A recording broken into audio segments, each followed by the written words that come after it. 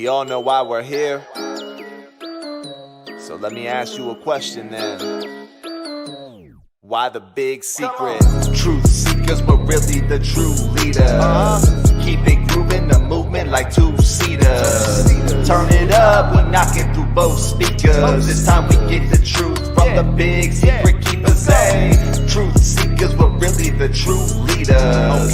Keep it grooving, the movement like two-seaters. Turn it up, we knocking through both speakers. It's time we get the truth from the big secret keepers. Hey, break it down. Now can you peep it? They're deceiving all the people. Let me ask you, what's the secret?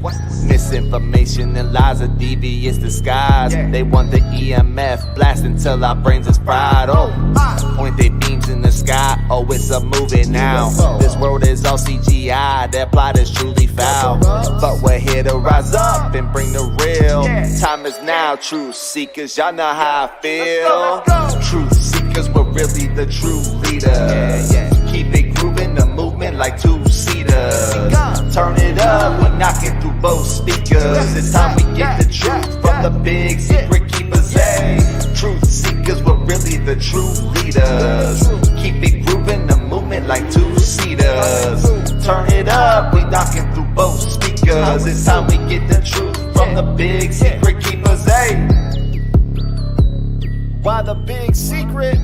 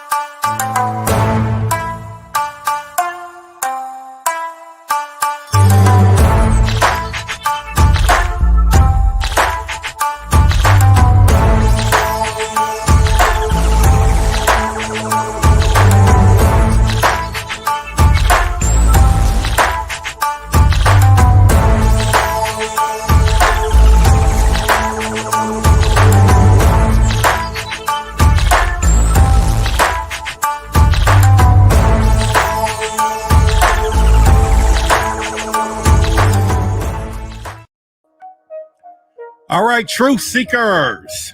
It is Tuesday night. We're here on Forbidden Knowledge TV. And boy, do we have a show for you tonight. I'm your host, Roderick Martin with Why the Big Secret. And as always, you could have been any other place tonight, but you chose to be right here, right now. And with that being said, we're going to serve you. And as always, I got the big promise, and that is to be the boldest, baffling, belligerent YouTube channel in the world, creating captivating conversations that'll certainly cause controversy. The backstory, I'm located in the jumbo state, and that is Texas. It's a Texas thing, y'all. You know, I'm just really excited for what we're going to be talking about. We're going to be talking about sleep paralysis, whether it's demons, whether it's extraterrestrials, whether we just making these things up in our minds tonight. We got a lot of people that we're going to have into the show. One of the things, the person that we're going to be talking to tonight, and give you a little backstory. We'll get into that in just a minute. But the main thing is you do not want to miss what we're going to be talking about. just give you a kind of insight what we're going to be going over in the show. I'll show you a couple of things right now. And yeah, I understand it's a quote-unquote demon, but shadow entities are reported there, and this we see in the form of the demon known as Alu.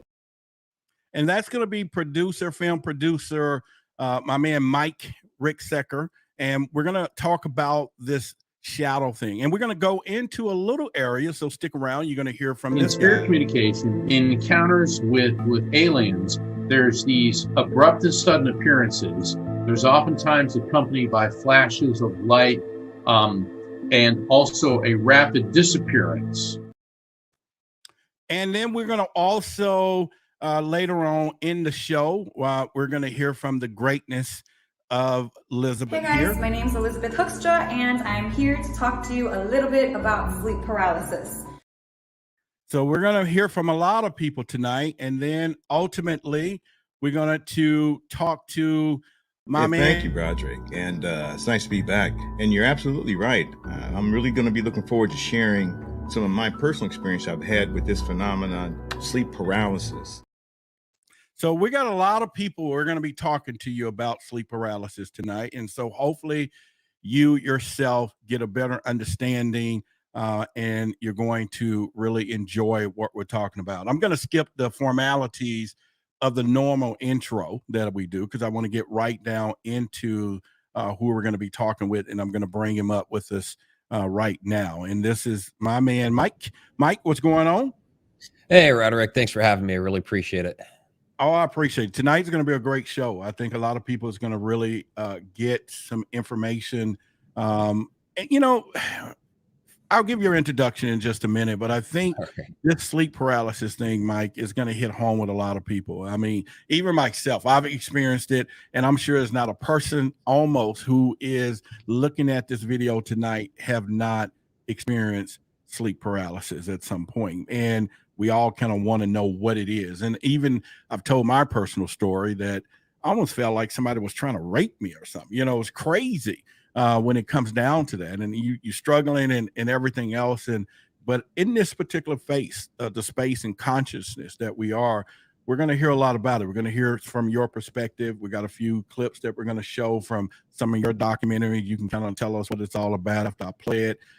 We got, you know, like I showed earlier, Daryl Nichols is going to be back. He's the bishop that we did a show with earlier, and he's going to talk about, you know, his perspective, and not little perspective, but his story of what happened to him when it comes down to sleep paralysis. And then we got Elizabeth's going to share her viewpoint on it as well, from a more I can't say practical, but what is really going on with people when it comes down to this. And so real quickly, let me give a good background so we can get right into it. This is the last show for the year here on Forbidden Knowledge TV. So we just want people kind of know what was happening with that. So anyway, his background. Let me tell you guys, Mike is an author. He has a best-selling book on Amazon, Walk in the Shadows. It's the complete guide to shadow people and the exoteric what is this? The Extraterrestrial Home Alaska's Mysterious Triangle. That's a different book there too. My tongue is just right. Yeah. Yeah. Okay. That's the latest one, actually. So the Extraterrestrial and Home Alaska's. I'm being cute in that when I say the Esoteric Tome Alaska's Mysterious Triangle. You know what? It's also a bestseller. It's actually been selling better than the other one. Let me give an admission here, Mike. And sorry for speaking over you. So I'm looking at this word tome. And I'm thinking the show producer made it wrong because it could have been home. So I'm thinking, should I ad-lib this thing back and forth? So I'm reading it again. That's why I was getting tongue-tied. Like, home, or should it be home? But it is tone. Okay. So I ought to change the wording on that. You're not the first person that's gotten crossed up on that one. I'm looking at it like, okay. But either way, you know, Mike has appeared in multiple television shows. And including History Channel's Ancient Aliens. He's appeared in The Unexplained, the Travel Channel's, of course, The Alaskan Triangle, Discovery Channel, Discovery Plus, Fright Club, Animal Planet, The Hunted, and then he has multiple series on Gaia TV as well. So this guy has got it going on. And of course, he's a film producer, and he has his own docuseries the shadow dimensions. And we're going to play a few clips from that tonight, and they can kind of get it, and we'll tell them where they can go and find the whole clip. So let's get into the show, Mike, and because I want people to kind of know, and well, let me get a few messages real quick that I didn't get to do after the show. Everyone, when we get done, we're going to have an after show Q&A live questions with Mike, and that's going to be over at the Why the Big Secret channel. So as soon as we're done here at 9:30 on the dot, we'll go over there and live stream, and you can ask all your questions, and we'll go through it in the chat in such a way that I think a lot of people have questions. So you want to save them for tonight, or if you want to put them in the chat while we're talking, the show producer is going to be putting them into a file, and we're going to go over that Q&A. So right when the show over, you guys can hop over there as well. Another thing we're going to be doing tomorrow at 3 p.m. If you all haven't been paying attention, there was a UFO sighting in Las Vegas that this is real hot right now. This last several days, there was a club owner that spotted a UFO while they was doing some promotions for their club, being right up on top of it, and this thing has been all over the internet. But here's the deal: our show producer reached out, found the guy, the club owner, and we're going to interview him and get his perspective on that UFO sighting tomorrow. And here's a little bit of clip about it. There is a UFO above us. Definitely some kind of aircraft. I'm gonna see this too. So we're going to interview him, and we might get some other people that was from a different vantage point, but a lot of people were talking about this UFO. So tomorrow, 3 p.m. On Why the Big Secret, we're going to talk with the club owner, the person who you see in the video, who actually they filmed this UFO, and it's all over the internet. And so we got an exclusive with him tomorrow. So y'all make sure you hop in on that as well. And real quickly, give a quick shout out to Rebecca, Clear Space Body Works, Tarot readings. She does spiritual guides, energy healings, and more. And I want you guys to support her. You know, go to her website. If you haven't had an opportunity, send her a message, contact us, whatever. Just let her know you saw this on the show as well. And if you decide you want us to shout out your business, and remember, a business with no sign is a sign of no business. You better believe that. So definitely hit us on that. So we're going to get that all out of the way, and we're going to go right into the show. So I have to do the house cleaning there. That's the good part. All right, man. So sleep paralysis, you know, again, we start out with, you know, people in their dreams. And of course, you know, this is happening to a lot of people. And so let's first go into, from your perspective, Mike, and for the people that's listening, give them the basic. What is sleep paralysis in your mindset? Yeah. Well, honestly, sleep paralysis is a natural biological phenomenon. This is something that does happen to people. In fact, it happens to a lot of people. And what's going on is that the body naturally will paralyze you while you're asleep so that you don't act out your dreams. But there are many people that when they wake up, they're still experiencing this paralysis of the body. And it can be very frightening because you're wide awake, yet you can't move. And some people, a little bit more rare, and I've experienced this, where they experience it in the opposite direction, where basically the body becomes so exhausted that it shuts down, but the mind is still awake and you're cognizant of everything going on around you, although you can't move at all. So that's what happens biologically to you. However, for the topic for tonight, we're getting into the shadow phenomena and things that people sometimes see while they are experiencing sleep paralysis. Wow.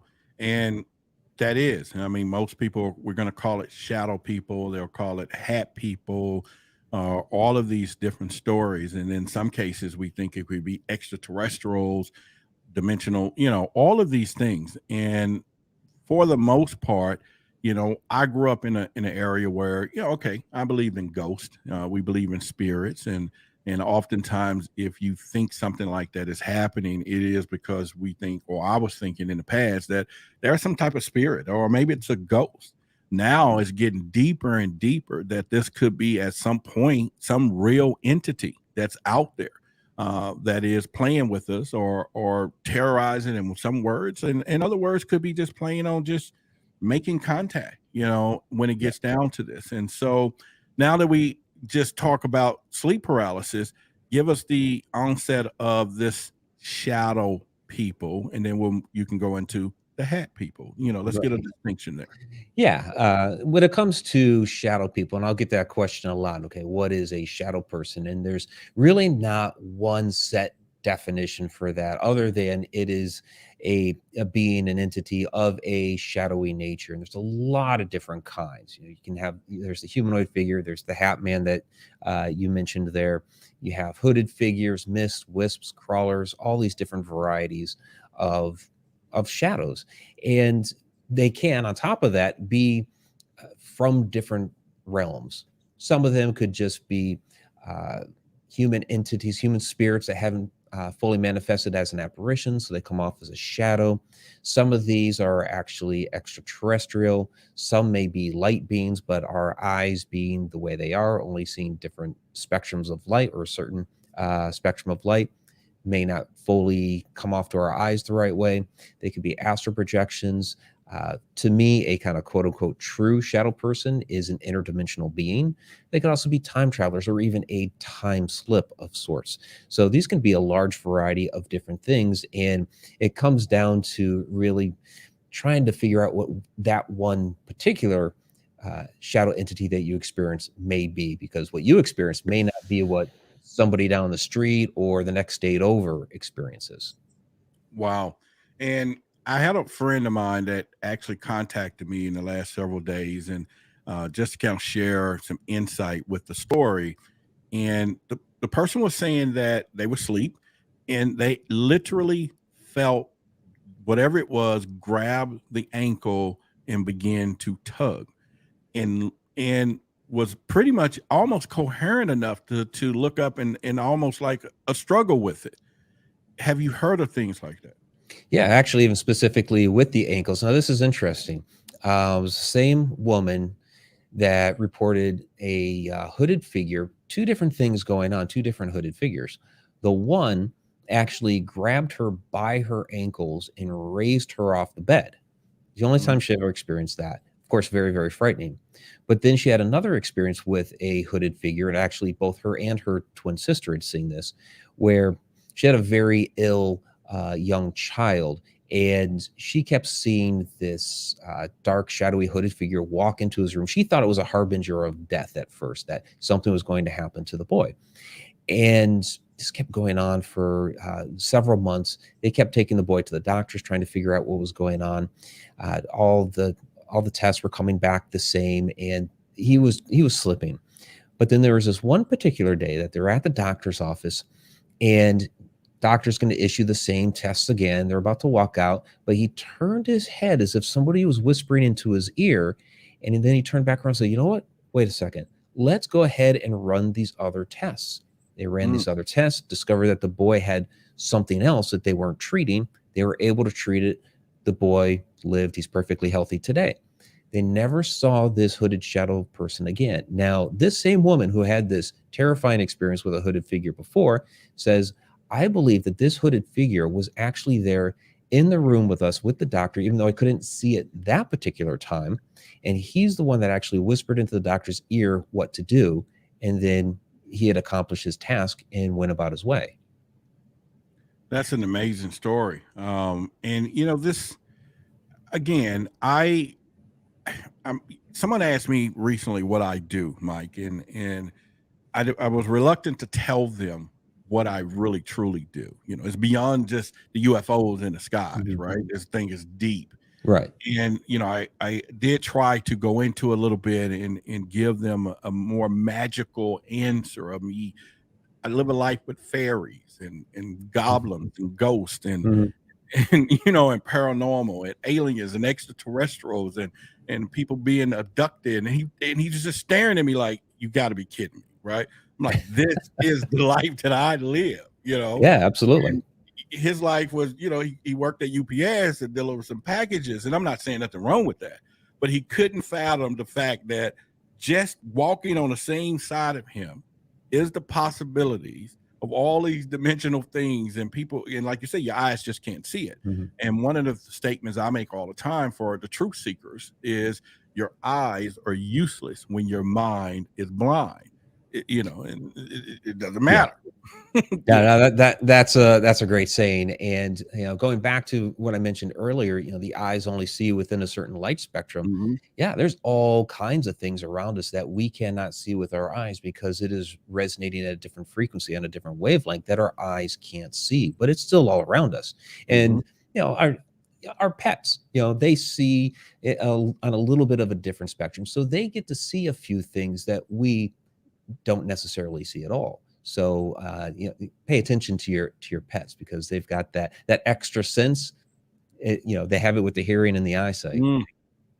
I actually had a video, and I wish I thought about that we did on one of the shows on Why the Big Secret, and it was about a pet, a cat. The cat actually saw the ghost because, and you could see the cat like what is that? It was like a shadow from there as well. And so we're going to get into a lot of stuff tonight, Mike, and just give the audience to let them know. We had, again, in the past, we had Bishop Nichols, and Bishop was one of the premier stories that we had here on Why the Big Secret Tuesday night. And he's definitely someone that we really listen to, and his stories. And, he left the pulpit when it came down from these extraterrestrials once he really found the truth. And we're going to be talking to him or listening to his story a little bit, and you can kind of let us know what your thoughts are once he's done. And it's just one of those things. So just real clip for the public. Y'all make sure y'all hang around. Yeah, thank you, Broderick. And it's nice to be back. And you're absolutely right. I'm really going to be looking forward to sharing some of my personal experience I've had with this phenomenon, sleep paralysis. Yeah, so he'll be coming up pretty soon in the next 10 minutes. So make sure y'all stick around. I'll bring him in to the conversation and just pretty much doing it. Mike, why do people think these are demons, period? I mean, people fear what they don't understand. You're talking about something that's dark and shadowy in nature. Some of them, and very select, okay? Some of them, yes, are dark, evil, and nefarious in nature. But, and this is going to sound very simplistic, but this is what I say, that like humans, some humans are good, some humans are bad. Same with shadow entities. Some are good, some are bad. It all comes down to, the what that particular entity is up to. What is their agenda? Many of them are just watching, standing, staring, not really doing anything at all, more like data collection, which, yes, is very creepy, and we don't understand what it is they're up to and why that they are there. And I just told a story here a moment ago where one was actually benevolent and not malevolent, that was actually doing some good. So it's really a mixed bag. But people, yes, because especially when you have something that occurs at night.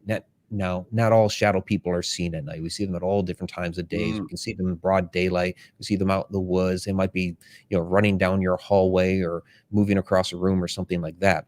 But the ones that happen at night, and many times associated with the sleep paralysis, are really frightening, because when we wake up, when we see this tall, dark figure standing in the corner of our room or at the edge of the bed or what have you, our mind doesn't immediately go to, oh, it's a shadow person, it's something paranormal. Usually where our mind goes to is somebody's broken into the house. There is an intruder in my house and they are in my room. Are they about to do me some physical harm? Wow. So that in itself is very frightening. And it's kind of later on where we figure out that, oh, no, it wasn't an intruder. I mean, it was in the fact that it was a shadow person intruding, right. but not somebody who broke into the house. So that the whole experience is very frightening, even though the thing may just be standing there not doing a thing. Well, I mean, again, it's I used to tell people this story when we talked about disclosure when it came down to the UFO phenomenon. And one of the stories I will use in just to kind of to get my point across, I will say, well, look out your window one day after you are about to, you shut down the house and turn on the alarm, but across the street, you see this shadow person. And, okay, we're going to give it some red eyes because you want to be able to see this thing. And yet you look over there, you lock the doors, and it waves its hand and your alarm system disengaged. And okay, you put it back on, then it does it again.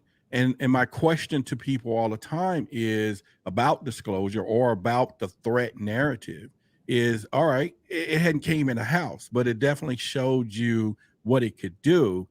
Do you still think it's malevolent or benevolent, right? And how do we interpret that? And it's the same thing with how do we protect ourselves from all of this? It's kind of off the point here, but the whole thing is the shadow, the figures, the fear. Well, maybe we see it all the time at night. It's standing over my bed, but I still wake up in the morning, right? So do I begin to have less fear for it? Or is there a problem? What do I need to do? And so those things that was always used to cross my mind, as I'm talking here, but I'm sure crosses tons of other people in there. But later on in the show, we're going to talk with, or I have a pre-recorded clip from Elizabeth. And she kind of echoes something that you said here as well. And it's going to be coming up in a little bit. And so here's what they're going to hear. Hey guys, my name is Elizabeth Hoekstra, and I'm here to talk to you a little bit about sleep paralysis. So, yeah, so she's going to go into what she thinks about it. And I'll play that later on in the show. So y'all make sure y'all hear. It's all going to be coming up in the next 10 minutes from there. So what I'm getting ready to do real quickly is bring in Bishop Nichols to tell his story, and we will get him on here in about 2 or 3, 4 minutes, so everyone can kind of get ready for it, and here's something that he's going to be talking about. Thank you, Broderick, and it's nice to be back. And you're absolutely right. I'm really going to be looking forward to sharing some of my personal experience I've had with this phenomenon, sleep paralysis, and some other phenomena that kind of surrounds it. So I'm looking forward to sharing what I've personally experienced, and as well as a few other things perhaps that people aren't aware of. But it's a phenomenon that is definitely worth discussing, and I'll be looking forward to exploring it with you. All right, so we're going to be hearing from him, Mike, and definitely especially from the spiritual side of things, being a bishop, and so definitely I'm sure he got some stories there. And so coming up in about 3 minutes, so y'all get ready. I'll bring him in with us in just a moment as well. So once again, Mike, the next part of this is, why do people tend to, some people just ignore this? Because this is happening, people. It's really emotionally bothering people when these things happen at night. Because like I said, I get friends in one particular call and just couldn't go back to sleep. This was just a little too real for people. And personally, like I said, even for myself, I was always told to scream out the words, Jesus, Jesus, Jesus, So have you heard of that? What is this implication from the spiritual side of screaming out Jesus supposedly make them go away? And I think I think it has to do with intention when it comes to that. There are people that walk all different faiths. Now, I've done something similar before where not necessarily in a shadow experience, but feeling the pressure on my chest, like something was trying to get inside me, that sort of thing.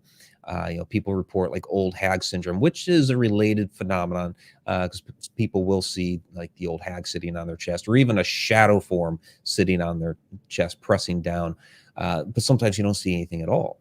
And I've done similar where I was praying in my mind and trying to push it off, and because of my faith, I believe that that was able to to be successful. But it's not that anybody has to believe what I do and say what I did, or shout Jesus 3 times to push it off. Whatever I believe, whatever your belief system is, if you believe in it wholeheartedly, 100%, you put that intention forth, that you will be able to manifest what that intention is. And so, if your thing is, I don't know, it could be Buddhist, it could be some sort of Native American tradition, whatever it is, as long as you wholeheartedly believe in it, I believe that power of that intention, that energy that you put forth from that, will be successful.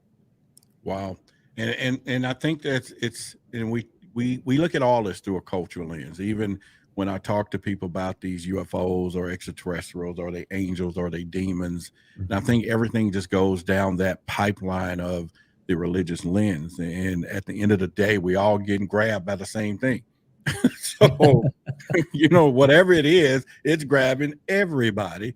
It's, you know, and but I'm going to be the first to say Daryl's going to be in here with us in 30 seconds here. I'm going to bring him in. But I'm going to first say I think the stuff is real. I mean, it literally feels real to me when it happens. Yeah. And literally, I'm fighting this thing or whatever it could be. And I start trying to tell it, look, we going at it. If I can just get it loose, I'm going to open up and get you, and I'm going to be swinging in the rooms and whatever. And it almost like it laughs, you know, like, well, whatever, you know, and but it's like put on some gloves and let's go, right? Let's go, right? And until the part where it feels like something is trying to backdoor me. Now that's where it gets tricky. And I'm telling you, that's the fight that I fight. Oh my God. And it's one of those fights. So anyway, let me bring in Daryl in here with us and get him on the screen with us. Daryl, what's going on, my man? Man, I'm doing fantastic. How you doing, Roderick? Hello, Mike. Hi, nice to meet you, Daryl. It's a All pleasure. right, well, let me give both of you an introduction. Of course, you heard Mike's background there, as you said, in the studio. But you know, Mike again, Daryl is man, is just unbelievable guy. We met a long time ago and just really bonded in a relationship. But you know, the best part of this is that he once again was a former bishop of clergy over 5 churches, wore the robe. And then at some point he decided that, hey, you know what? The truth is over here. And he stepped away from it and from there. And he has a wonderful video for those of you who haven't seen it. It's on Forbidden Knowledge. It's probably got almost 250,000 views already. And we did it a few months ago. And then we did part 2 as well. Y'all can go check that out. But right now, Daryl, let's talk about sleep paralysis and share some of your stories as well. And if you can tie it in, if there's any tied in to the spiritual or religious component of it. Well, thank you very much, Roderick.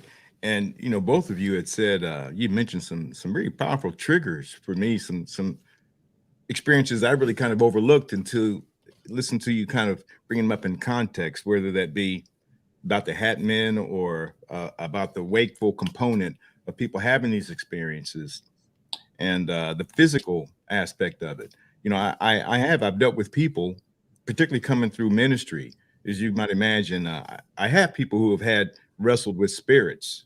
They said in the night, actually, where they got physical scars in areas that they can't reach. I've seen people with claw marks in their back and no explanation for how it got there. And then they said they've been around nobody else. And this was just like in the last 3 months that this happened.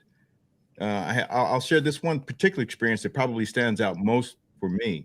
This is during when I was really active in the church, but we were having what we call Friday night fire night prayer services, or actually deliverance services. And people from all kinds of churches around the community would come. And I was a co-pastor at the time, but our pastor minister really had what we'll call an anointing to help deliver people from whatever they're going through. And sometimes it's just a testimony and people just getting things off their chest. But one that stood out, we had a gentleman that came up for prayer and we didn't know what he was going through. But long story short, this gentleman, as we began praying for him and laying hands on him, he just, if you've seen the movie The Exorcist, okay, it was about like that. He began speaking in a language that we couldn't understand. He fell out on the floor. He was not asleep, but he was in another state, which kind of raises the question for me is how much of this is like when your body hits a certain theta, you know, because even in prayer, you can do that. Your brain changes levels. And I think that there's a correlation between that, because I think in sleep paralysis, they say it typically happens when people hit that REM state. And that's just conjecture. But he just started going to convulsions. And he began saying some things that you just don't say in church. We know this wasn't him because he'd been a faithful member for years. So it was just totally bizarre. And we actually had to hold him down to keep him from hurting himself. And I remember seeing his chest just swell up. And pastor was asking who this was. And the voice, whatever this was, responded back. And it got to the point I was so concerned. Again, I just told the congregation, says, get the children out of the church. Get the children out now. And I says, if you're not a strong person, if you can't really kind of be in tension in this moment, then you probably need to leave now. Because when this thing comes out, I don't know where it's going to go. And it was so real that when we got it out, actually, I mean, I don't know how I did it in my mind or whatever, but I physically walked out of the church with it. I walked across the parking lot and I walked across the field, across the railroad tracks. And that's where I left it. And I told it can't come back this way anymore, packed across the railroad tracks. That's how real it was. So there's an element like that. Now, what was it? I don't know. But from a scripture standpoint, you know, we know that the scriptures tell us, the texts say that we battle not against the flesh, but powers, principalities, and spiritual wickedness in high places. Now, since then, you know, I think, and I mentioned it in my last interview I did with you, Roderick, the first one, I mentioned that I had a reading with David Wilcock where he reinterpreted an experience I had. And in that experience was just the opposite. I went to a place I didn't even want to come back from, to the point where Mike was saying there are benevolent experiences we have.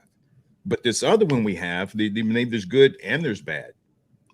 From an Akashic experience, you know, I had learned how to read the Akashic records and I was exceptionally good at it.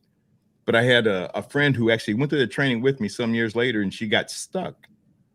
She was doing some astral travel and she was really kind of cavalier about it. And her life was just falling apart.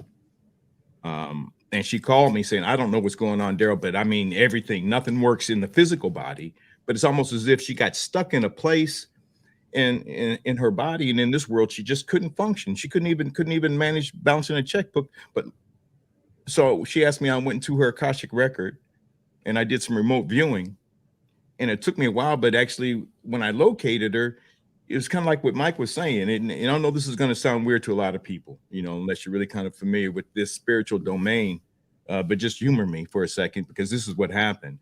I couldn't bring her out of it. I couldn't get her to move. She was like in a state of frozen animation spiritually. But like Mike was saying, it was like she was in the stadium. It's kind of like the best way I can describe it, being in like a big stadium, like a big football stadium. And there were these three entities that was like up in the press box and they're looking at her and they didn't mean her any harm. But as I could explain it to her, she just kind of got stuck in a place where there's other entities, other beings, something interdimensional, extradimensional, maybe even extraterrestrial. I don't know, but I could see them. And they really weren't particularly interested in me. I don't know if they could see me, but she was just kind of like stuck there. But as long as she was stuck there in the physical body, she was just not competent to do anything. And so I actually called on a spiritual friend of mine who exists in the spirit, whether you call him spirit guide or spirit guard or a guardian. I couldn't do anything in my own power, but this other higher entity, or maybe my higher self, you know, we came through and it's kind of like they recognized him and he kind of picked her up and they let us go. So there's phenomena like that. And as I kind of go back and look over the history of it, you know, and it's kind of like, as Mike just kind of talked about, you know, some people call them sleep demons. I think even back in the 2400 BC, there's stories about entities like this, particularly maybe that's where we get the stories of succubus and incubus, like maybe was visited you, Roderick. It sounds like that maybe you had that experience. And some people call it the jinn. And I could go on. I did just several stories and experiences I personally have had where you can't dismiss the reality of it. We just don't have the vernacular to really explain it, but it definitely absolutely is there. And I'll just pause right there, but we could go on and on with the sleep paralysis, but it's something that we go through, and I don't know how it's connected to our psychology. I think it's a spiritual component of us, even us being spiritual beings, having a physical existence, but it does not exude us from or exclude us from having those other experiences.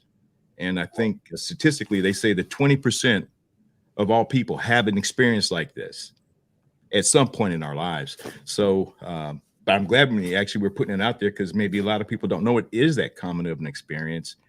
And maybe we'll make some headways, and Mike could kind of help illuminate us in terms of having some kind of understanding. And we'll see this conversation goes, but I'm so grateful to being able to contribute.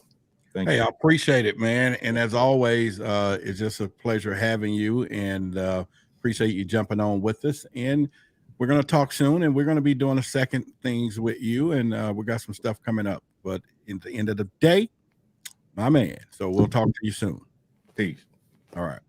All right. So that was, of course, an enlightening conversation that we just had there. And especially when you see it from a, spiritual side. So I'm going to give y'all a practical approach to this. And coming up Hey next. guys, my name is Elizabeth Hoekstra, and I'm here to talk to you a little bit about sleep paralysis. So in a moment, I'm going to share with you in a few minutes Elizabeth's approach to it. It was a pre-recorded video, and so she'll tell you a little bit about how she sees it. Anything you want to piggyback with what the bishop said, Mike, before we go into what Elizabeth said? I mean, there's a lot there to digest, Yeah, it's interesting how he talks about, when he took that spirit and walked it across the street. And, I spent many years as, doing some work as a paranormal investigator. And there were times you would walk out of a location and you could feel something tagging along behind you, some sort of, spirit or force or something. And so what I would just do with that was turn around and say, no, you can't follow, you have to stay here. So I think it does come back to, that intention, that, you have your own strength, you have your own power, and I guess be mindful that you are a spiritual being and you do have that energy yourself and you can put forth your intentions. Yeah. Wow. And I want you guys to stick around because I'm going to show you a quick little 30-second, not even 30 seconds, just a piece of what's coming up.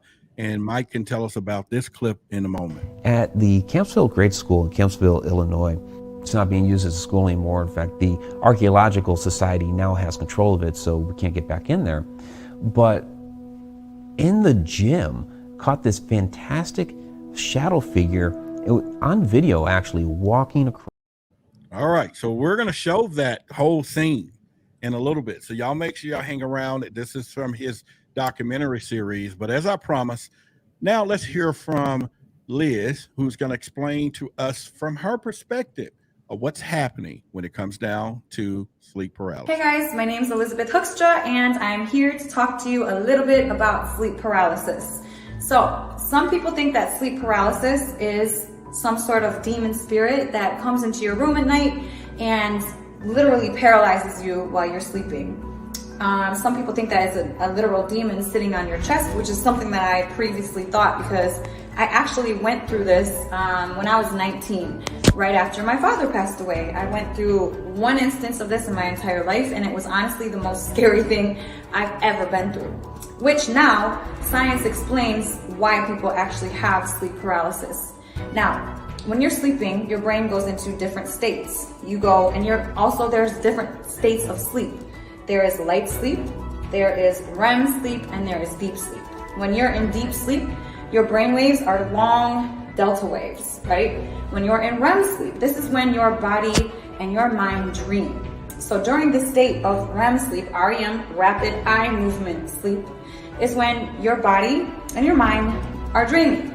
And what your body does during this time is it actually paralyzes your mind, paralyzes your body. Because if you were to act out all of your dreams in this REM sleep, people could end up hurting themselves, right? So sleep paralysis is actually caused by people who are in REM sleep with your brain paralyzing your body, and then boom, your consciousness, your mind wakes up, but your physical body is still in that paralysis. Sleep paralysis can last anywhere from a couple seconds all the way to 20 minutes. So this can be very terrifying for a lot of people. 9 out of 10 times that people experience this is terrifying to them. They can actually feel like there's some sort of demon spirit sitting on their chest, because you actually sometimes get a feeling of not being able to breathe because your body is literally paralyzed. Now, some people can disconnect from their body and see their body sleeping. These are all things that can be very terrifying for people.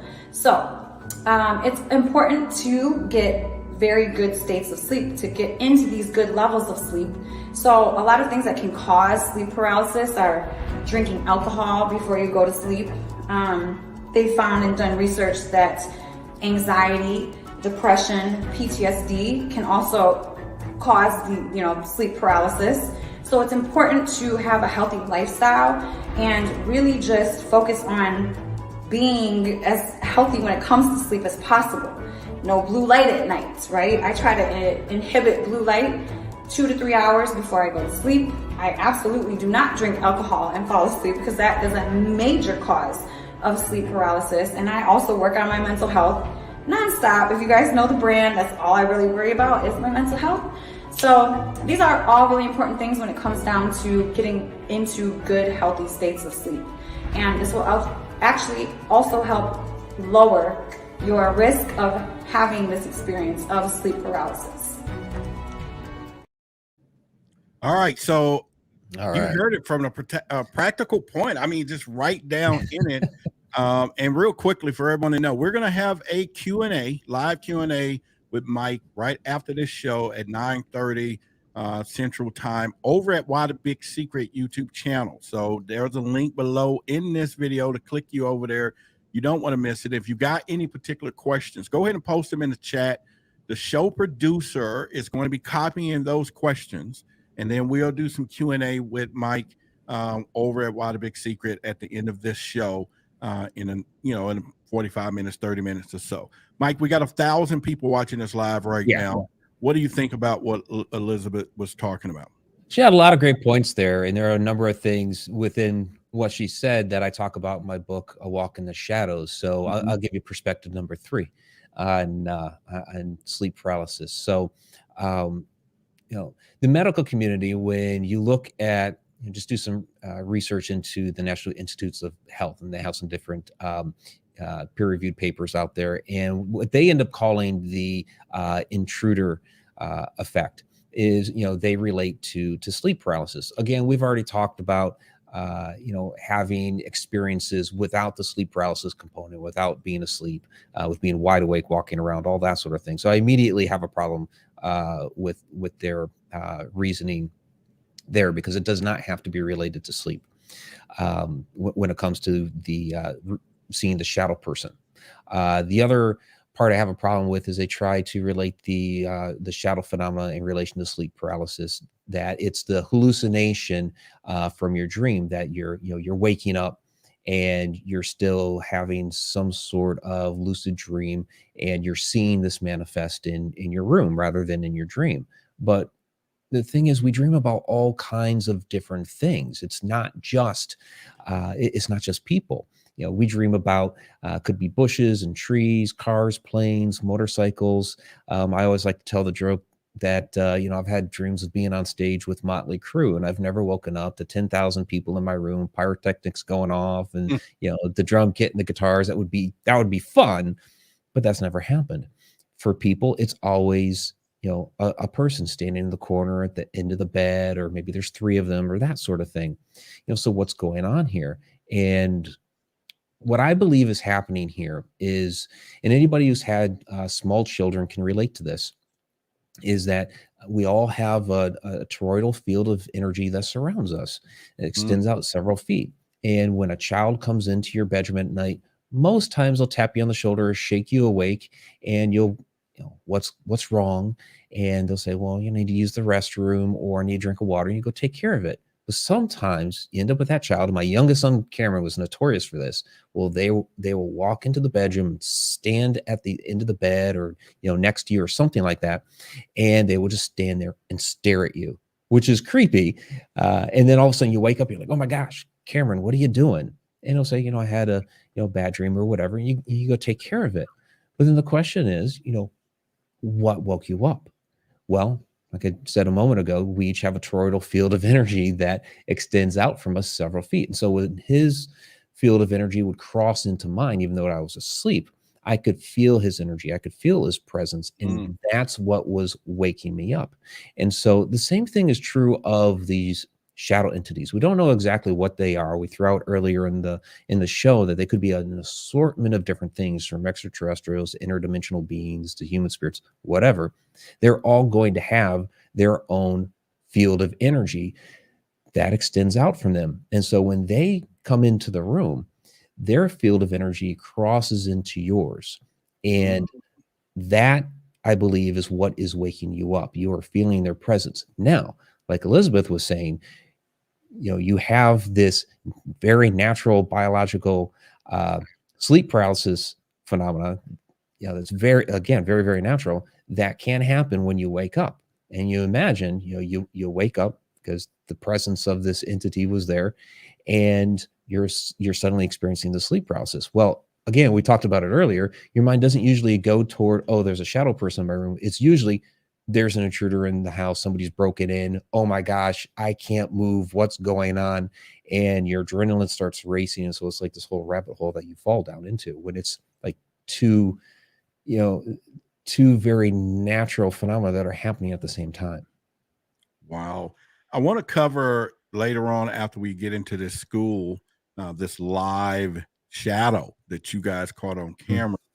We're going to talk about it from the alien perspective, and we're going to hear from one of these clips right here. In spirit communication, in encounters with aliens, there's these abrupt and sudden appearances. There's oftentimes accompanied by flashes of light, and also a rapid disappearance. Now, you cover that with Mark in your documentary, and we're going to play a clip from that in a little bit. Although we're not going to touch on it now, what can we expect from the alien side of this thing in a few moments when we talk about it? Yeah, there's. You want me to dive right into it? I could. Oh no, just give us a quick teaser because we're going to go into another clip first. I just want the people to know, because that's my part there, Yeah, like I've said a couple times here, they could actually be extraterrestrials, and there's a couple of different ways in which they could be, whether they're ETs that are traveling interdimensionally. They could be using some sort of cloaking device that doesn't quite adhere to our eyes. So there's a lot of different ways that this could be some sort of ET phenomenon, and there is a relationship between what people experience.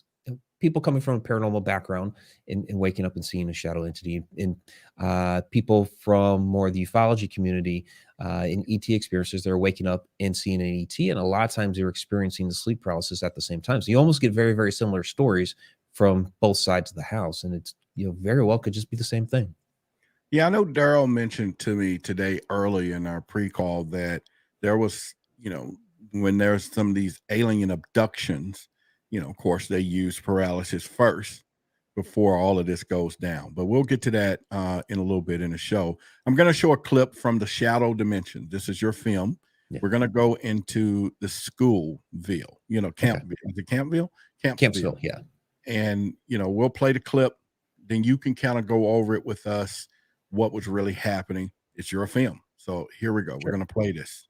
At the Campsville Grade School in Campsville, Illinois, it's not being used as a school anymore. In fact, the Archaeological Society now has control of it, so we can't get back in there. But in the gym, caught this fantastic shadow figure on video, actually walking across the floor. And this was a really interesting phenomenon, because whatever it was, and I think it was the shadow of a small child, kept playing with us. It had that playful type of demeanor where we'd be hearing things playing over by the door on that side of the gym, and we'd go over there and investigate. Well, finally, as it's starting to get a bit dark here, we're starting to get some sort of activity. We heard a bang over here, and this crazy, weird whistling sound. Didn't see anybody outside when we checked that first, so some different unusual things going on right now.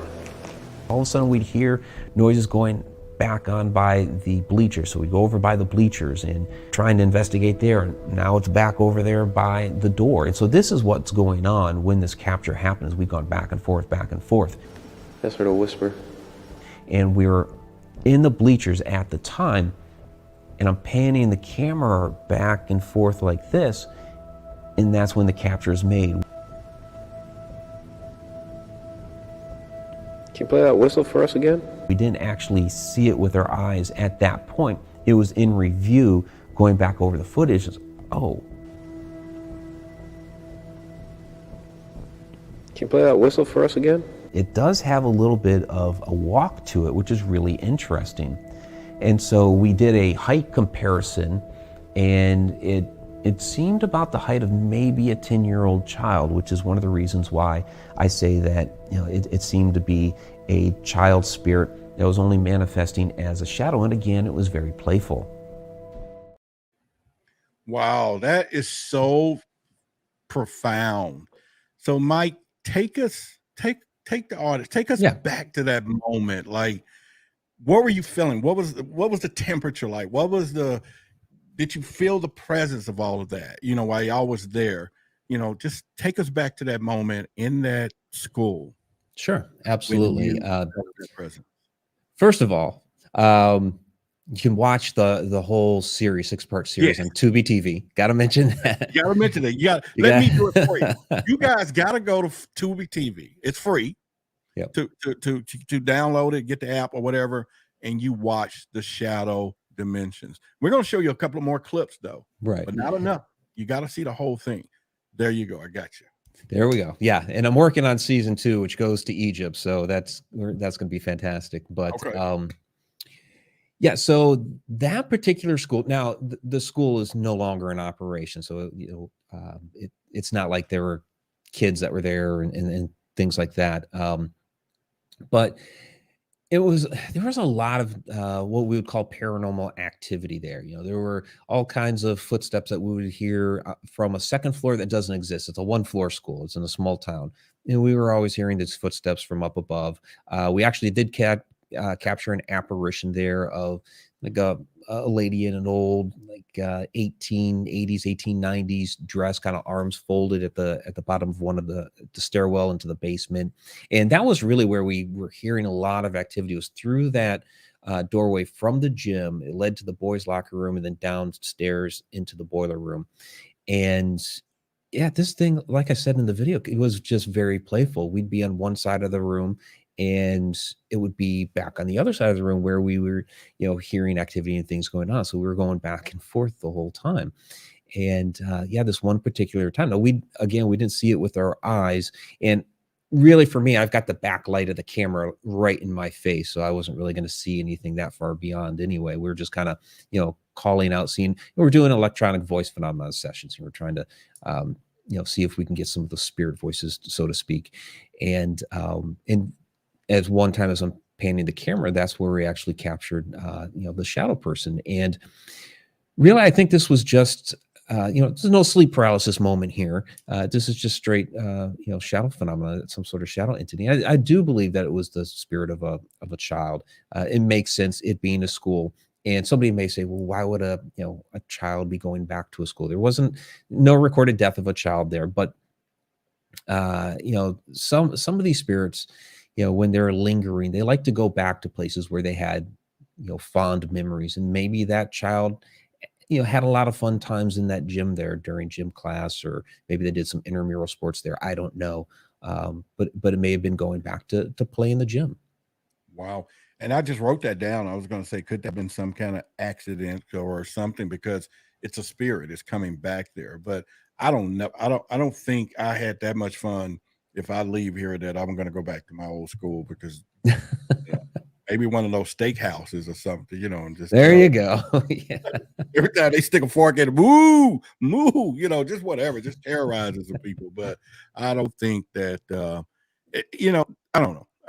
That's one of the things that gets me the most is why does a spirit show up in the place that it shows up? Whether shadows, again, why is it coming into people's bedrooms?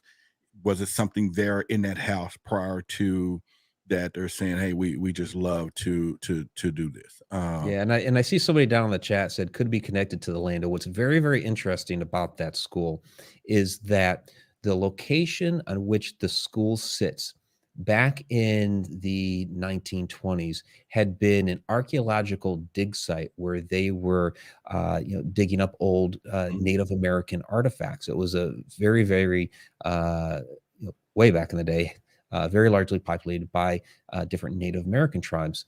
And that's why the Archaeological Society now resides in the school. But when you look at the layout of that land, you can still see the terracing in the side of the hill from when that was a dig site, and boom, they put a school right on top of it. So you have that Native American energy that's right there on that spot.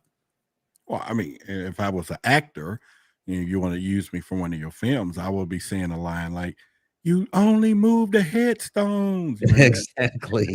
You only move the headstones. You know, like Poltergeist, everyone. Poltergeist. Just let y'all know. That's a clip from Poltergeist for there. All right. So we're going to take a 10-second break here. And then we're going to get into the history, the shadow history. We're going to play a clip from Shadow Dimensions, and you can kind of go over that with us, and then we'll have a couple more from there. But just a quick break to let you guys know, 30 seconds here. Let me go back to once again. So if you just chimed in with us right after this show in about 30 minutes, we'll be done here in about 20 minutes. Then you can come over to Why the Big Secret. We're going to do a live Q&A. So if you got some questions, now's the time to post them in the chat. The show producer is there right now, is going to be gathering those questions, and we're going to do a Q&A. We're going to get deep, and then we either just kind of get in there and let this thing happen. So y'all make sure y'all definitely check in on that. And then I have my own little clip that I made. I've been wanting to try to show everybody, just see what they think about it. It's one of my first of my what do you call it? Shorts or whatever. And just want to show off a little talent and just see what y'all think about it real quick. Thank you for calling UFO Investigators Office. This is Roderick. How can I help you? I saw something I shouldn't have. Okay, I'm listening. You are not going to believe this. Yes, I do. I'm a UFO investigator. Oh, no, you don't. Okay, you say I don't or I won't? If you don't believe me, then ask Linda. She'll tell you. No, don't cry. Don't cry. I can help you. I can help you. I believe you. How can you help me if you don't believe me? So let me guess. You saw a UFO? I believe in UFOs. So just post your comments, follow me, and I got you.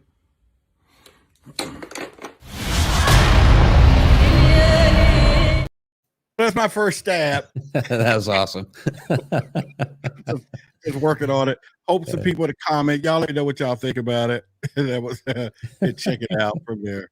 And but anyway, let's get down into another part of this. We're going to show a clip from the Shadow Dimension based up on the history of shadow people, and then we'll play another one when we get to that alien thing. So definitely we will get into that as well. So let's go into this clip right now.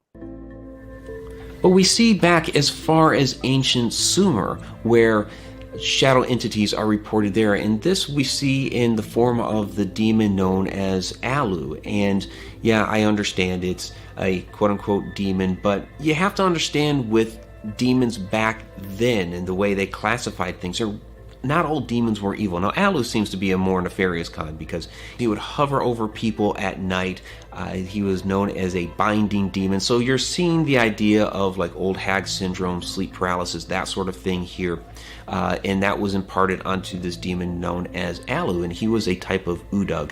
And a Udug could be a good or bad demon. And now that concept of a good demon is a little bit foreign to us, but what you would do back then is you would invoke a good demon to basically battle against or ward against the bad demon. So you would have this good versus evil all the way back in ancient times with these shadow entities. Now, in ancient Egypt, they had the idea, the concept of different parts of the soul. And with Egypt, there were 7 different parts to the soul. And one of those was the kabit, or the shadow part of the soul. And this would stay here on Earth after the person had gone on into the afterlife.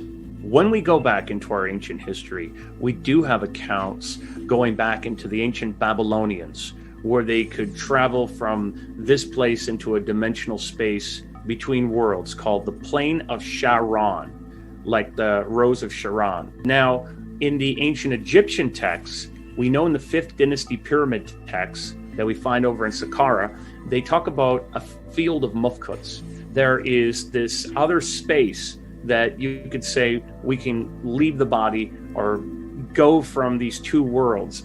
So the Egyptians believed that at death, parts of the soul would start making that transition into the afterlife in their journey to the constellation Orion. However, the animating force behind the person, the Ka and the Kabit parts of the soul, the shadow part, would actually remain here on Earth to roam.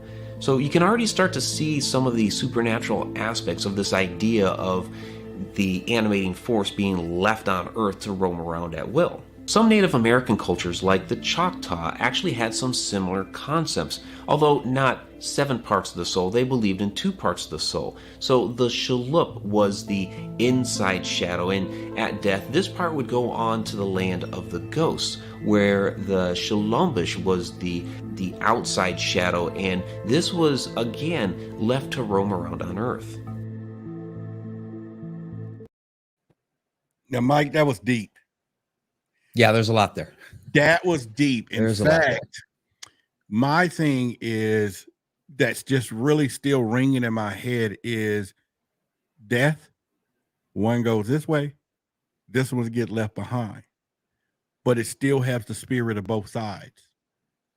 Right. You There's know what still I'm a saying? connection there. There's still a connection there. So that take us into it. Yeah. The connection. I mean, that's all part of what I call the connected universe. My podcast live stream show is Connecting the Universe, but I also have a learning platform called Connected Universe Portal, and that's based on the idea, this concept that all elements of the universe, each dimension, even the planets, we're all connected to each other, and that's not just that's not just fantasy, mythology. It's not just religion. It's not just spiritual. We even see that when we look at our sciences, when you look at scans of the universe, where there's a fantastic X-ray scan from the Chandra telescope, where you actually see the galaxies are these bright yellow balls, and then between each of the galaxies are like these filaments of gaseous forms that are connecting each of those galaxies together. So we're connected to everything in this universe on so many different levels.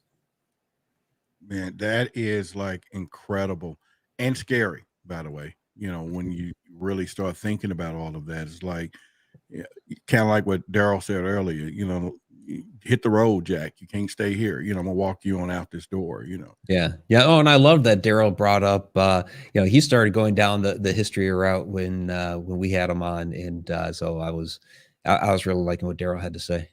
Yeah. And so now, would it be effective now that we know this, and next time they come visit me and say, man, you need to go catch up with your whatever, because other than that, you don't need to be here. Yeah, I think it gives us a little bit of a better understanding of what may be either in our room, or maybe we're walking into a historic building and we see something move about, or if something is watching us at night. I think it might give us a better understanding of what we may actually be dealing with. So it may not necessarily be something evil, nasty, nefarious. It may be something left over from a bygone era. I know we're going to get into the ET aspect here a little bit later, but it could also be something that's just here data collecting, much like we would do if we went to some other planet, or if we were finally able to, well, and I think some people do, but if we were able to move through another dimension and be able to observe things on another dimensional plane. Well, I mean, it's all sounds good, but obviously they got a fetish, whatever they are. They keep coming. You get what I'm saying? So that comes from some human level somewhere. We need to backtrack who's, and who's doing this thing, because it's only coming and playing with you while you're in your bed and holding you down. And I'm sure, and I will be almost reluctant to ask the audience to put it into the chat, how many of them felt that there was some type of sexual type of contact with shadow people. I've heard people, of course, felt from one angle, and then you've heard people say where something was on the top of them while they back was down, and it was just so many things. And so, in fact, let me just see if anyone in the audience, if you have experienced from a sexual encounter, if you felt that, from some of these shadow entities. Put it in the chat. Maybe we can use a number 1 and just let me know, and we'll maybe give you a shadow out. just making some stuff up. Nice.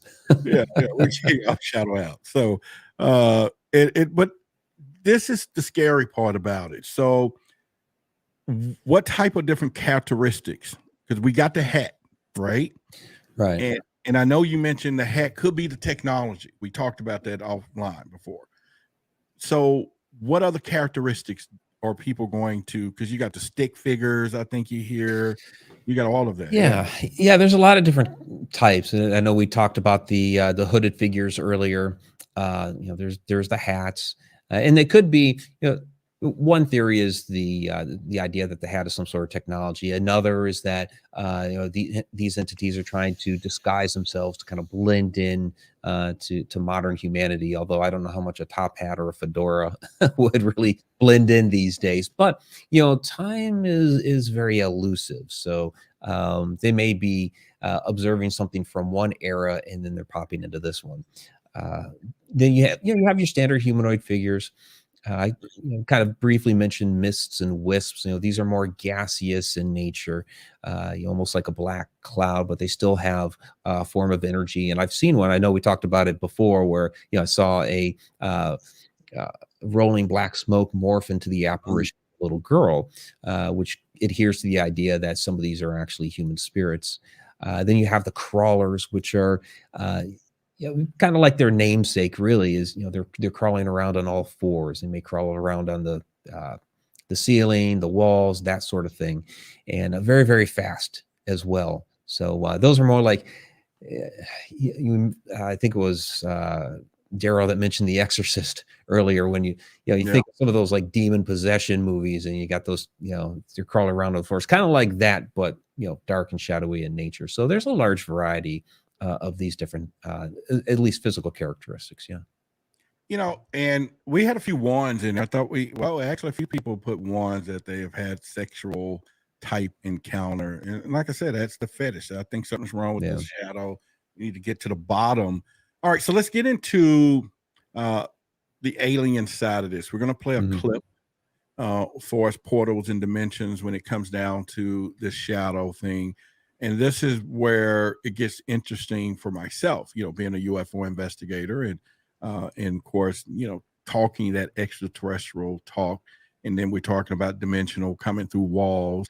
And by the way, I think we talked about it before, but there is a person out there that actually have a true patent. And I think we found the document the other day that they have a patent that can teach people how to walk through walls.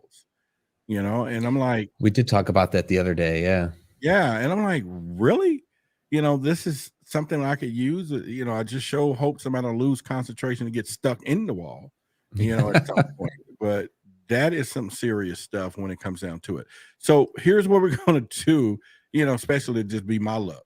I'm just stuck between the walls and everything else, but we'll just have to do it. All right. We're going to play another clip from the shadow dimension.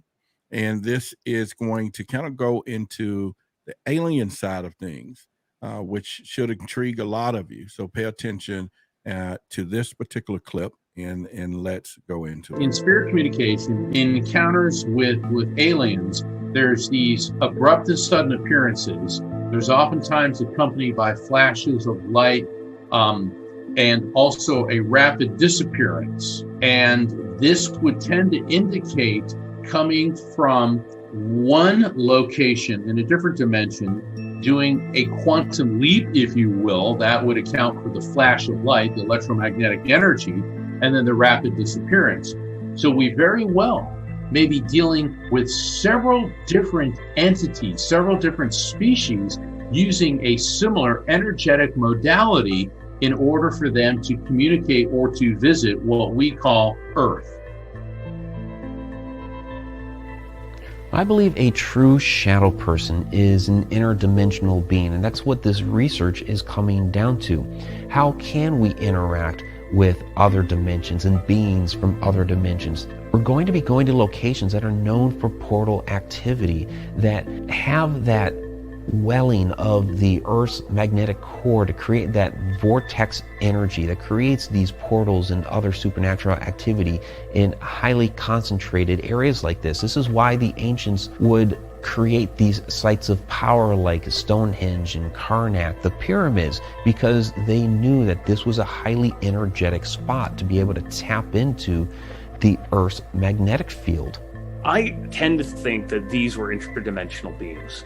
I've heard people talk about ghosts and spirits, apparitions, and what their encounters are like. And I've even seen sort of a ghostly figure before when I've stayed in castles in Europe. I've seen things out of the corner of my eyes. These beings, I would describe the encounter as much different. There's something about them that it was like, what is this? Who are they? I tend to think they're from another dimensional space. Man, that is some deep stuff, Mike, because, I tell the story all the time that, I grew up in a house where, I was Christian, and you can talk about ghosts and spirits. Now, on the other hand, you can't talk about UFOs and extraterrestrials. It just didn't mix. And there was a time that you would go with someone's house and you hear some spooky stuff and you'd be like, man, what is that noise? Oh, man, I think it's my grandmother. I'm like, what? Right. Like your grandmother, and I'm thinking, what would happen if I'm hearing some things in another room, some spirit or some shadows, or I see some shadows, and some lady walk into the light, comes in and say, oh, that's your grandmother. What do? Oh, she got to go. Right. Period. you know what I mean? Why's grandma gotta go? Grandma gots to go. I mean, you get what I'm saying? It's like, I'm not going to deal with that. We're going to go in and shake some. And here's a true story, a very true story. My father died and he died. What's dramatic about that? But anyway, at that time I was raising my two daughters. And one of my daughters came downstairs and she said, I think Paw was messing with me last night, poking me. And I was like, really? And then the next night I started feeling poked. I mean, literally, like somebody, and that's what my dad used to do. So I immediately at this time got out of the bed, got on my knees, and I started praying, and I prayed, to give him passage. And I said, Dad, I'm sorry, you can't stay here. I don't know what the problem is or what you didn't do, but I'm going to go to prayer for you and a couple of things. And if I got to go throw a little extra in the tide, whatever it takes, you got to go. Your ace is already gone. You got to catch up with this thing. And that was really something that I really felt. And it was the likenesses of, or felt like the things that he used to do to us. Right. Yeah. And it's almost like he was there, and when my daughter told me that, it just shocked me. And so I'm like, no, I'm praying, you got to go. So it's no different than grandma. So it's just one of those things that I'm not close enough to say I just want a ghost or spirit or shadow living with me. Now, the other part of this is, I mean, I think there is a point where it becomes too long. And I mean, he could have been, not to speculate, but I guess I am speculating. Because it could have been like a goodbye poke, like one last time before I say goodbye. I was asleep. Yeah. Right? You were asleep? I was saying a goodbye poke would be, son, look under the mattress. You didn't know I left some money. You some stuff like that, Well, just for an example, like my grandfather, when he passed away, for a few years, he was visiting people. There were quite a few of us in the family that have reported either seeing him or kind of an experience like that, or like somebody because they like brownies, they were smelling the brownies, or another time it would be like you could just feel him, like grandpa's around, or whether it was one of my aunts would be like, oh, dad's around, that sort of thing. But and my grandmother was like always talking with him, but when my grandmother passed, grandpa didn't come around anymore. He was gone at that point. So it was like he was just hanging around, visiting people, kind of watching over my grandmother until she passed, and then they went off together somewhere. Yeah, and the tricky part of that, and we're gonna get ready to shut down here in a little bit so we can go to Q&A. And I think we got about 15 or 20 questions, so we won't hold you too long there. But at the end of the day, when it comes down to shadows, ghosts, and spirits, and my still concern is if someone who passed away as a kid, like the kid the shadow that you was experiencing at the school, do they ever grow up? Will they stay kids forever? Or I'm gonna see you again, the story. And or when we see them again, are they gonna be, grown folks looking? Or now I'm fit to throw some out here just to give us something to rock on before we leave. So if we hear the stories that we reincarnate, right? Our souls come back over and over and over again. How does that work with the shadow and spirits and all that? Being, because it's like, right? Yeah. Well, you know what I mean? Again, it kind of depends on the type of entity that shadow may be, like an interdimensional being. I mean, or an ET or whatever. And we're not necessarily talking about a human spirit or so. I mean, I should backtrack a little bit because there are a number of different stories out there. You look at a lot of Dolores Cannon's work, in which people did reincarnate as ETs. Right. Yeah, I mean, it's sad to think of, some of these souls are stuck here on Earth because they're not going on to whatever that home world is and reincarnating and all that. They're stuck here for some reason.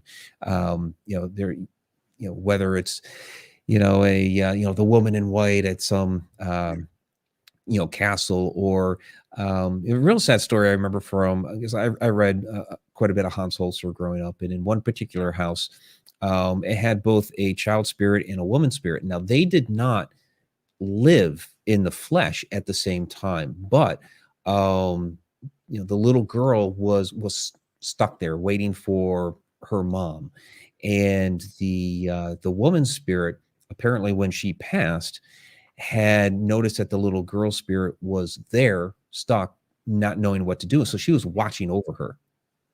So it's really sad. So the girl was stuck there not knowing how to move on, and woman was choosing to stay there just to watch over the little girl. So those stories like that are very sad. Wow. Well, I'm gonna touch on this. I'm just gonna bring a statement up. We don't have to get into it. SoulNet. You heard of that? I'm sorry? The SoulNet. SoulNet? Yeah. I guess I'm not familiar. Well, Enlighten me, please. Supposedly there is this invisible soul net that is surrounding the earth. This may be some conspiracy, it may not. And what's happening at this point is that there are souls that cannot get it out. And basically it goes back to the Anunnaki stories or whatever, that they was originally here trying to free. And so supposedly if we pass on here on earth, the soul net is what's bouncing us back, and we just can't get out. And also goes with the conspiracy of some people trying to get off the planet to die so they can be free. And it's a huge conspiracy we've been looking into from there. So we won't bore everybody with that. So what we're going to do, Mike, is I'm going to send you a link, and we'll take about a 15-minute break or so, and then we'll hop over on Why the Big Secret. We're going to do a Q&A. We won't take too much of your time there. And definitely, I'm sure some people got some questions from there, and we will, go to some answers for them. Fair enough? Sounds great. All right. So let me just kind of put it up here again on the screen. We're about to have an after show, a Q&A. We're going to do this over at Why the Big Secret. The link is in the description right now. You can go down there, hit the link. It'll take you over there. Subscribe to the channel, of course, while you're there. In about 10 minutes, you're going to see us go live with Mike, because our time is up here on Forbidden Knowledge. But we'll definitely do a Q&A and ask anything within reason, I would assume, except for money or credit cards and all that. But just ask anything you want, and we'll go from there. And let me just bring Daryl up. Daryl, appreciate you being in with the show tonight and everything else as well, okay? Oh, hang on. Your mic is muted. So let's see. Well, there you go. Yeah, all right, there you go. Go ahead. There it is. You can say it again. Your mic was muted. I just want to say thank you again, and it's been a very enlightening. And I certainly am interested in continuing the conversation because, like as Mike said earlier, there's certainly a lot to unpack here. Well, I'll send you a link as well. We'll get some Q&A in there. You can jump on over there, but I'll send both of you a link here in about 2 minutes, and we'll see you soon. All right, Daryl, Mike. All right, thank y'all. Pleasure. Thank you very much. Okay. All right, everyone. Definitely get ready to go over to Why the Big Secret. We're going to do a live Q&A. If you got some questions you want to ask, just put it in the chat. There's going to be some deep answers. There's not going to be, we're just going to go into those questions. And so you can go down there right now and we'll be over there in about 7 minutes. And so definitely head on over to the Why the Big Secret. You'll see it. It's already posted if you want to get on the wait, but I'm going to send over a link there as well. It's been a pleasing pleasure, as well as a privilege for everyone. And as always, thank you guys for watching the show tonight. Happy New Year to each and every one of you. And hopefully your next year is going to be better than this year. As always, keep in mind that we're in this space consciousness where it's all about ascension our minds and all of those things. So we're going to be doing that here. You'll get a lot of knowledge here on Forbidden Knowledge TV. This is the last show of the year. It's been an impressive year. Blessing to serve you in all of the ways that I've had and done, and looking forward to get things even better and better for you from here. I'm Roderick Martin, and to the show producer Lonnie Ellis, our researchers, everyone, it's just been a great year for us to be here, and we just don't even know the future is going to be so bright. So once again, much love, true love to each and every one of you, and good night. But go over to Why the Big Secret right now, so the Q&A, and the link is down here in the video. Good night.